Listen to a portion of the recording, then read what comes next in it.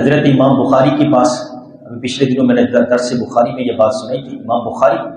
کے پاس مال آ گیا، ایک تاجر آیا، اس نے کہا کہ جناب میں آپ کو اگر آپ کا مال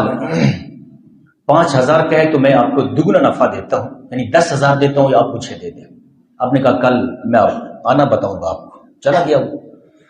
شام کو ایک اور آ گیا، حضرت جی میں دگنے سے بھی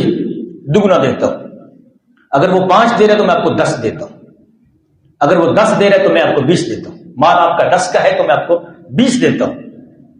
اب 5 کا مال ہو 15 میں یا 20 میں بک رہا ہوں تو بکے گا کہ نہیں بکے گا؟ ہر ایک چاہتا ہے اچھا ٹھیک ہے، وہ تو مجھے پٹی لگا رہا تھا، چلو یہاں کام بن گیا۔ جب وہ دوسرا آیا نا، آپ نے فرمایا کہ سبحان اللہ، جب آیا نا تو کہنے لگا حضرت اصل میں بات یہ ہے کہ میں پہلے والے کو بیچنے کی نیت کر چکا تھا، جس نے کہا تھا کہ مال 5 کا ہے تو میں 10,000 دیتا ہوں، یہ مجھے دے دے مال، میں اس تاجر کو مال بیچنے کی نیت کر چکا تھا، اب مجھے آپ کے 20 نہیں چاہیے، میں نیت کر چکا تھا، زبان نہیں کہ ٹھیک ہے مال آپ کا، یہ نہیں، اب تو زبان کچھ اور اندر کچھ کا۔ زبان ایک اسی لیے بنائی ہے کہ انسان تیری زبان ایک ہونی چاہیے، اور دل بھی ایک بنائے ہے کہ دل ایک ہی ہونا چاہیے۔